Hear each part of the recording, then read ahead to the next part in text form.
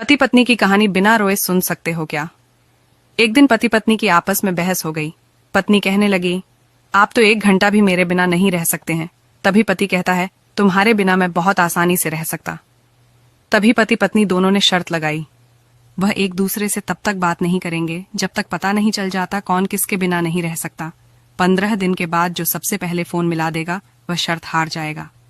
15 दिन तक दोनों ने एक दूसरे को फोन नहीं किया तो पति को पत्नी के मोबाइल से फोन आया, लेकिन उसने नहीं उठाया। जब वह उसके घर गया तो पता चला कि 15 दिन से वह हॉस्पिटल में अपना इलाज करा रही थी और आज उसका ऑपरेशन था जिससे वह चल बसी। तब उसके घर वालों ने उसको एक चिट्ठी दी जो उसने अपने आप ही पलों में लिखी थी। चिट्ठी पर लिखा था, अगर आपको अपनी बीमारी के बारे में पहले बता देती तो शायद आप यह बर्दाश्त नहीं कर पाते और आप शर्त जीत गए।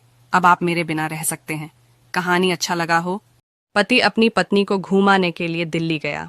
पत्नी थोड़ी बहुत पढ़ी लिखी थी, लेकिन उसका पति तो पूरा गंवार था।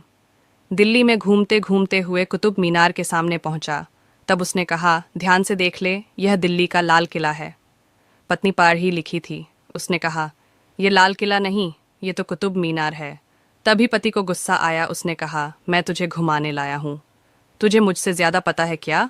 और उसे एक थप्पड़ मार दिया। पत्नी ने कहा, घर चलो, फिर मैं तुम्हें बताती हूँ लाल किले और कुतुब मीनार में अंतर क्या है। घर आने के बाद पति ने जब पत्नी से कहा, मुझे पराठे खाने हैं, तुम बना दो, तभी पत्नी ने रोटी बनाकर पति को दे दी। पति ने कहा, तुम पागल हो क्या? ये तो रोटी है ना, मैंने तुम्हें पराठा बनाने को कहा था। पत्नी ने भी वैसे ही जवाब दिया जैसा पति ने उसे दिल्ली में दिया था।